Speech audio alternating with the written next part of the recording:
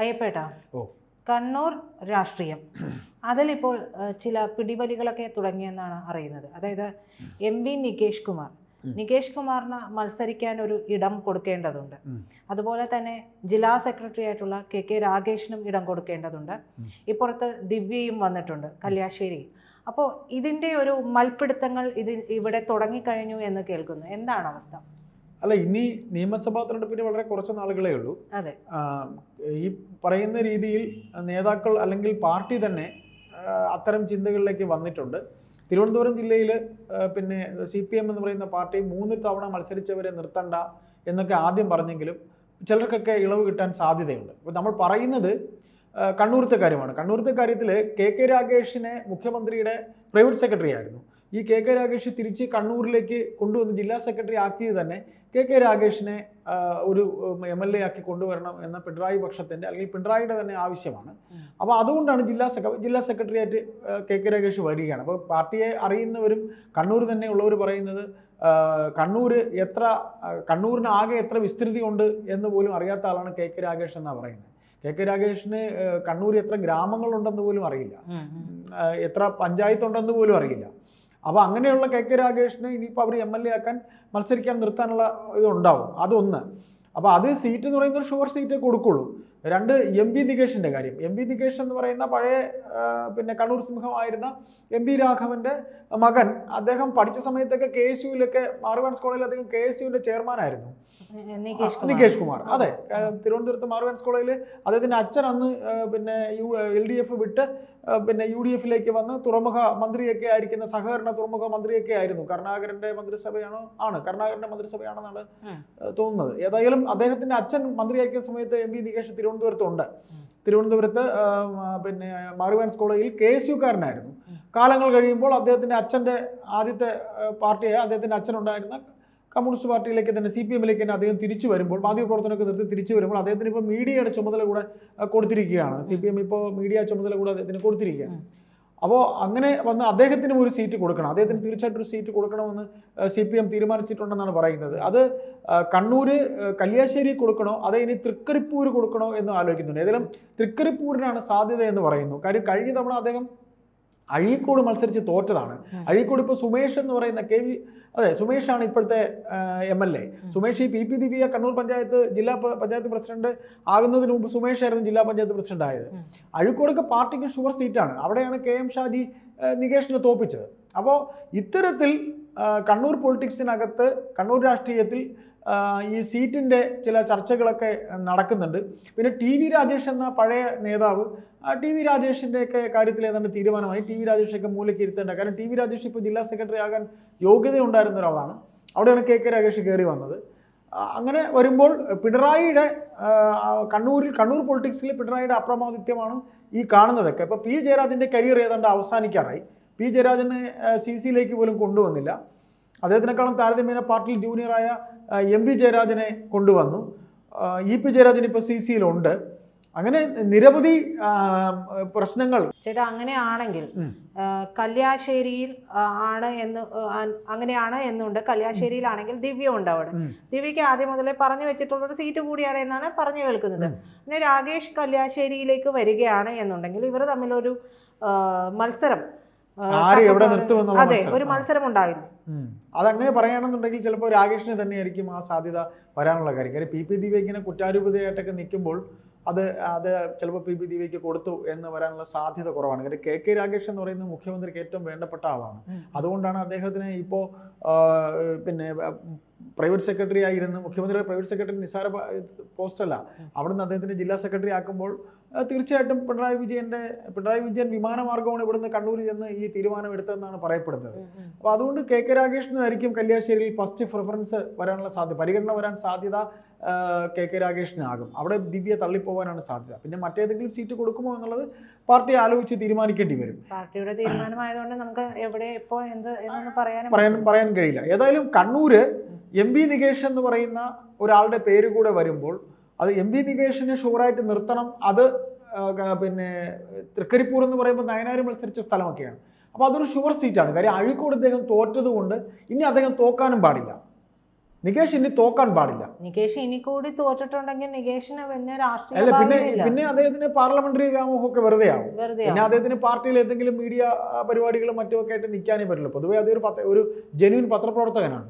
അതെല്ലാം വിട്ട് അദ്ദേഹം രാഷ്ട്രീയത്തിലേക്ക് വരുമ്പോൾ അദ്ദേഹം പാർലമെന്ററി തലത്തിലൊരു കാര്യം അദ്ദേഹത്തിനേക്കാളും ആ ഒരു കരാറിലാണ് വരുന്നതും. അല്ല, അതുമായി ബന്ധപ്പെട്ട ഇടപാടുകൾ നടന്നിട്ടുമുണ്ട്. നികേഷിനെ ഇങ്ങോട്ടേക്ക് കൊണ്ടുവരാനുള്ള, നികേഷ് അതുമായി ബന്ധപ്പെട്ട് നടത്തിയിട്ടുള്ള ചില നീക്കുപോക്കുകളും ഉണ്ടല്ലോ. അല്ല, ഇതിൽ ഏറ്റവും രസകരമായ മറ്റൊരു സംഭവം എന്നറിയോ, ഈ പത്രപ്രവർത്തനത്തിൽ പിന്നെ നികേഷിനേക്കാളും ജൂനിയറാണ് വീണ ജോർജ്. വീണ ജോർജ് ഇന്ന് മന്ത്രിയാണ്. നികേഷ് ഇലക്ഷനിൽ തോക്ക് വരെ ചെയ്തു. അത് മറ്റൊരു രസകരമായ സംഭവമാണ്. അതും CPM ലാണ്. നികേഷിന്റെ നിലപാട് മാറ്റം കൂടി അതിന് പിന്നിലുണ്ട്. ഉണ്ട്.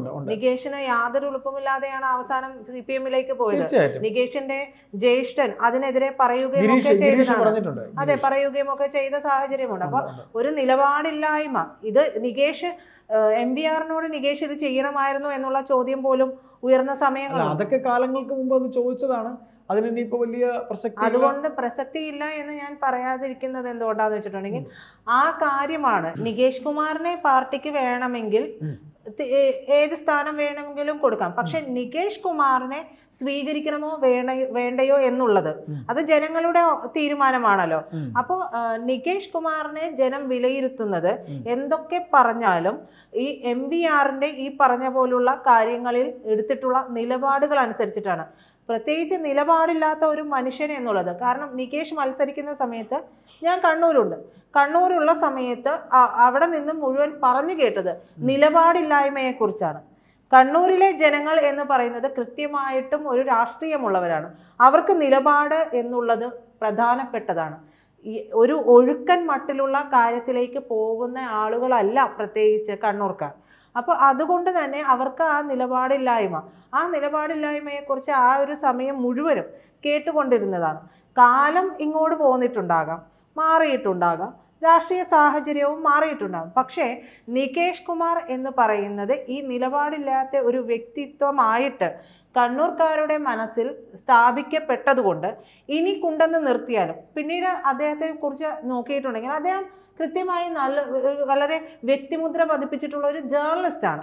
ഒരു രാഷ്ട്രീയക്കാരനായി മാറാനുള്ള ഒരു പാകത അദ്ദേഹത്തിനുണ്ടോ എന്നുള്ളതും ചിന്തിക്കേണ്ടതല്ലേ. അല്ല, ഇതില് ആ ഒരു വിഷയം പറയുമ്പോഴേ ആശയപരമായിട്ട് ഇപ്പോൾ പിതാവ്, ഇപ്പം ഞാൻ പറയാം, കെ കരുണാകരൻ എന്ന നേതാവ് കോൺഗ്രസിൽ നിന്ന് വഴിപിരിഞ്ഞു പോയതാണ്. അദ്ദേഹം കോൺഗ്രസിൽ നിന്ന് പുറത്തേക്ക് പോയതാണ്. അദ്ദേഹം ഡിക്ക് എന്ന് പറഞ്ഞൊരു പാർട്ടി ഉണ്ടാക്കുന്നു. പിന്നെ അദ്ദേഹം കോൺഗ്രസിലേക്ക് തിരിച്ചു വരുന്നതിന് മുമ്പ് എല്ലാവരും പഴിച്ചത് ഈ കെ മുരളീധരനെയും പഴിച്ചിട്ടുണ്ടായിരുന്നു. അച്ഛൻ ഇങ്ങനെ പുറത്തു പോയതിൻ്റെ കാരണം മകൻ്റെ നിയന്ത്രണമില്ലാത്ത നാവാണ് എന്നൊക്കെ പറഞ്ഞിട്ടുണ്ടായിരുന്നു. പിന്നെ രാഷ്ട്രീയമാണ്. ഇപ്പോൾ ഞാൻ പറയട്ടെ, MBR-ന്റെ കാര്യം പറയുമ്പോൾ MBR-ന് മരണപ്പെടുന്നതിന് മുമ്പ് അദ്ദേഹം ഈ പറയുന്ന CPM-ലെ എല്ലാവരുടെയും, CPM-ന്റെ തന്നെ ഈ കൂത്തുപറമ്പ് വെടിവെപ്പ് തന്നെ അദ്ദേഹം മന്ത്രിയായിരുന്ന സമയത്ത് ഉണ്ടായതാണ്. അപ്പോൾ അത്തരം പ്രശ്നങ്ങൾ നടക്കുമ്പോൾ രാഷ്ട്രീയമായിട്ട് എതിരായിട്ടിരുന്ന CPM അദ്ദേഹത്തിൻ്റെ അവസാന കാലത്ത് അദ്ദേഹത്തിനോട് അടുത്തു. അദ്ദേഹത്തിൻ്റെ പാർട്ടിയിലെ ഒരു വിഭാഗം അരവിന്ദാക്ഷൻ പക്ഷമൊക്കെ CMB-യിൽ നിന്ന് വന്നിട്ടുണ്ട്. അതിൽ ജോൺ മാത്രമേ ഉള്ളൂ.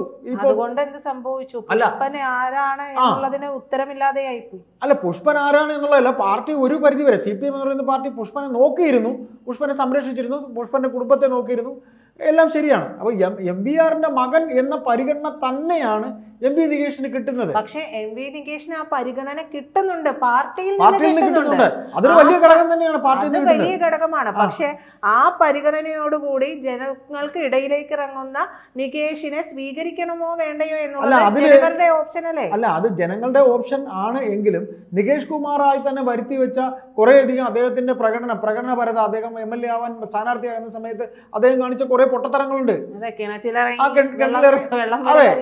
അദ്ദേഹം ഒരു പത്രപ്രവർത്തകൻ എന്ന മേലങ്കിയിൽ നിന്ന് പൂർണ്ണമായി അദ്ദേഹം പുറത്തിറങ്ങിയില്ല. അദ്ദേഹം ഒരു ഷോയിലായിരുന്നു, ഒരു ഷോയിലായിരുന്നു, ജയിക്കാൻ സാധ്യതയുള്ളതായിരുന്നു. പക്ഷെ എന്നിട്ട് അദ്ദേഹത്തിന്റെ ഷോ ഒന്നും ജനങ്ങൾക്ക് ഇഷ്ടപ്പെട്ടില്ല. പ്രീത പറഞ്ഞ പോലെ കണ്ണൂർത്തെ ജനങ്ങൾക്ക് പച്ചയായ മനുഷ്യനെയാണ് ആവശ്യം. അപ്പോൾ അവിടെ അദ്ദേഹം പരാജയപ്പെടുന്നത്, അതും ഷാജിയോടാണ് പരാജയപ്പെടുന്നത്, മുസ്ലിം ലീഗിന്റെ യുവ നേതാവ്.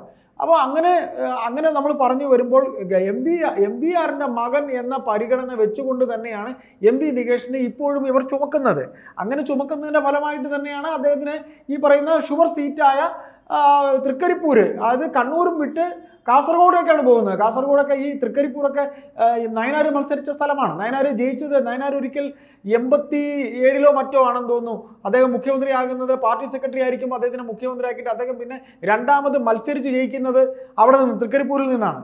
അപ്പോൾ തൃക്കരിപ്പൂർ എന്ന് പറയുന്ന പാർട്ടിയുടെ ശക്തി കേന്ദ്രത്തിലേക്ക് നികേഷിനെ നിർത്തണമെന്ന് ചിന്തിക്കുമ്പോൾ കണ്ണൂർ വിട്ട് മാറി മറ്റൊരു സ്ഥലത്ത് തന്നെ നിർത്തി ജയിക്കണം, നികേഷ് പാർലമെന്റ് തലത്തിൽ വരണമെന്ന് പഴയ ഒരു നേതാവിൻ്റെ മകൻ എന്ന പരിഗണന പാർട്ടി നൽകുമ്പോൾ അത് ജനം കണ്ണൂരിലെയും കാസർഗോഡും ബോർഡറൊക്കെയാണ് തൃക്കരിപ്പൂർ. എനിക്ക് തോന്നുന്നു, എനിക്ക് സ്ഥലം കറക്റ്റ് എനിക്ക് തോന്നുന്നത് കാസർഗോഡ് തന്നെയാണ്.